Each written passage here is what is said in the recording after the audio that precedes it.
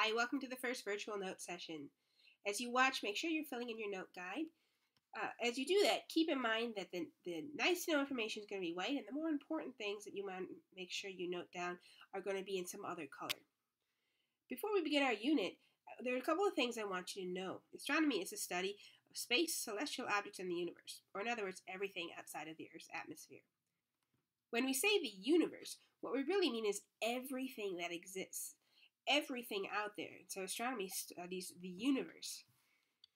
It's made up of energy, space, and matter. When we say matter, what we mean is the traditional kind of matter that we learn about in school.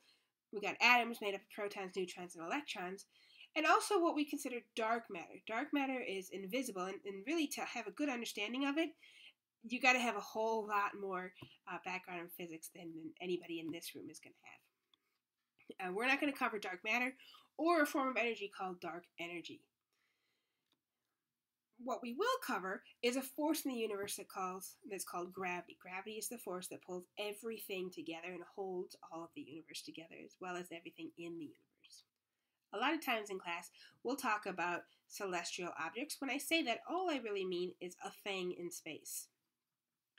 One of the most important and notable things we'll see in space is stars. When we study stars, we study the light that comes from them. A star is a hot ball of gas that is making energy simply by taking two atoms and smushing them together. It's a process known as fusion, and stars need to be very hot and very dense to do that. There's a great variety in them, and we'll learn about what that variety tells us when we get to that unit. Also in astronomy, we'll study the solar system. When we refer to the solar system, we mean the sun and everything that orbits it. Other stars have things that orbit them, so they would have their own solar system.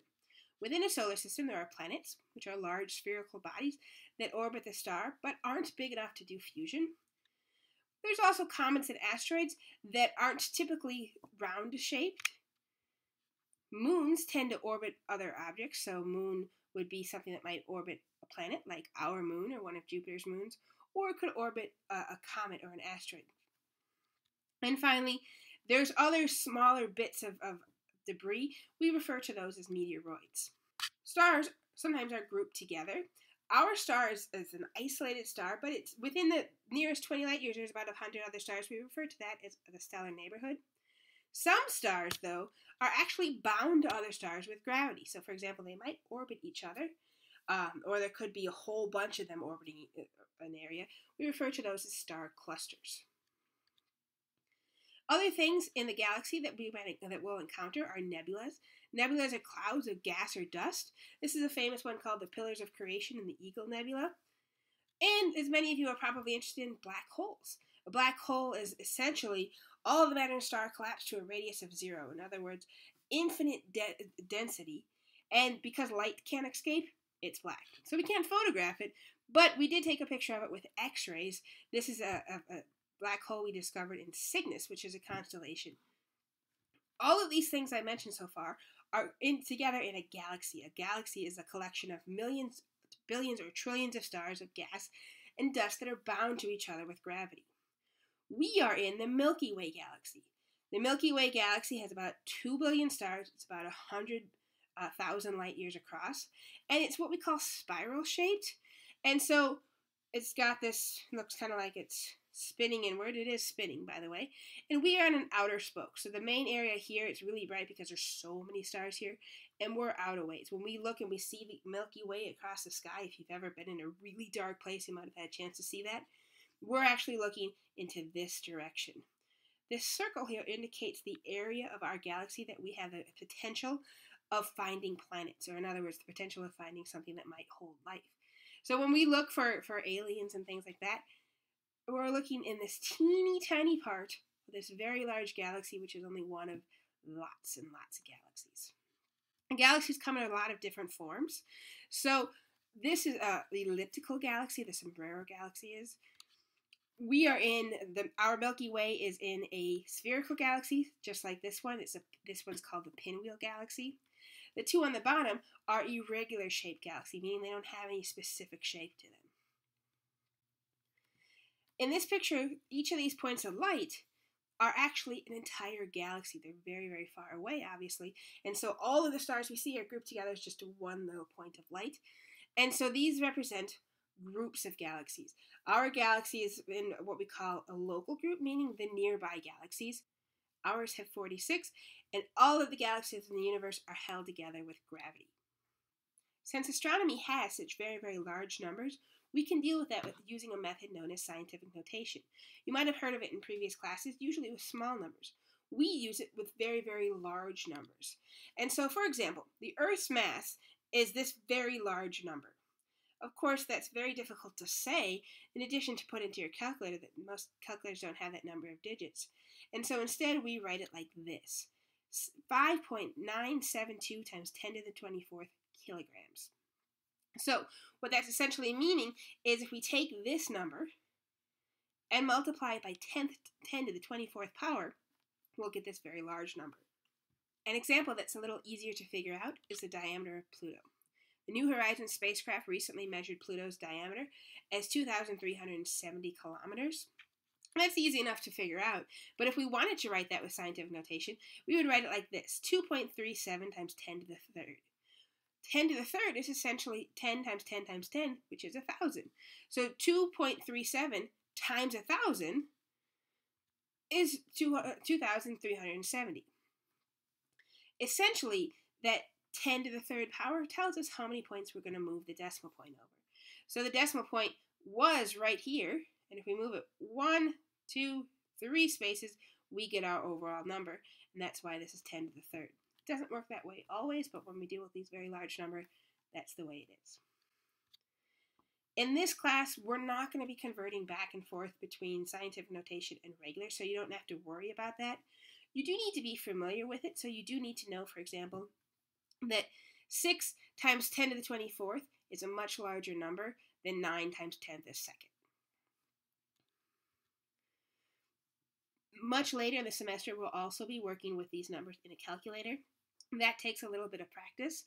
Basically, there's a special button called EXP or EE that means times 10 to them. We'll cover that much more when we get there. Just want to give you some familiarity in case those numbers come up with beforehand. Since so many of the numbers are very large, astronomers have invented some units to talk about distances in space. So for some of the distances, we'll use the units that you're familiar with. So kilometers, for example, work great for measuring the diameter of a planet.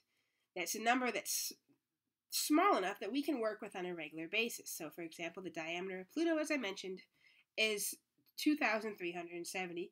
Earth's diameter is about 13,000 kilometers.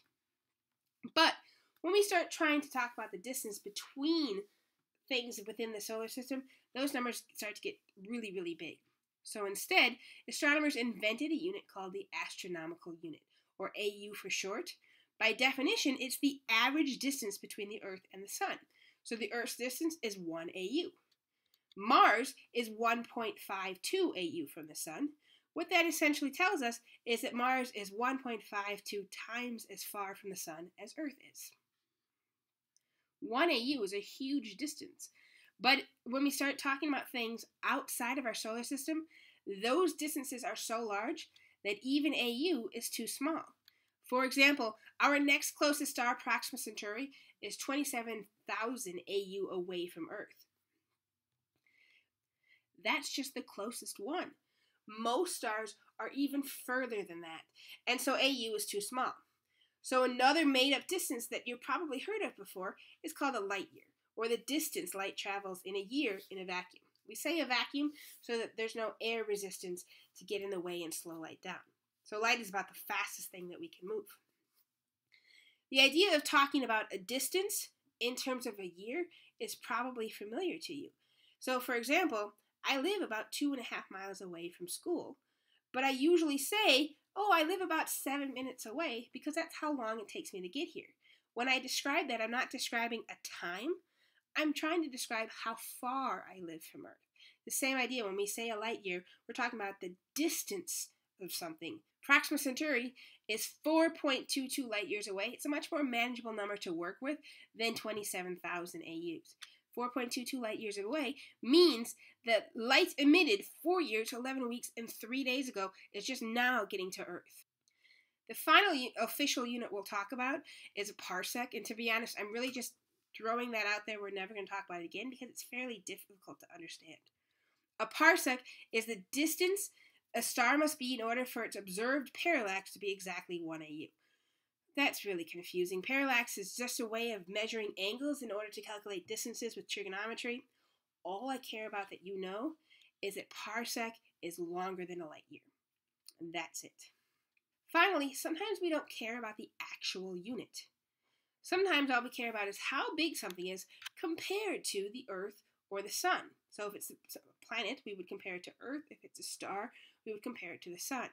Because we understand how big Earth is and how big the Sun are because they're so close to us. So Deneb is a very, very bright star that's very far away. It's so bright because it's so large. It's 3.779 times 10 to the 31st kilograms. If you remember, Earth was times 10 to the 24th, so this is way bigger. Those numbers, though, they're really kind of hard to even picture because they're so large. So we instead say that the size of Deneb is 19 solar masses. That circle with the dot inside, that just means solar mass. And what we really mean is that Deneb is 19 times as big as our sun. We do this for size, we do this for brightness, we do this for a number of measurements in space. That's it for our introduction. If you have any questions, please come see me. Hopefully we can dig into the first unit very soon.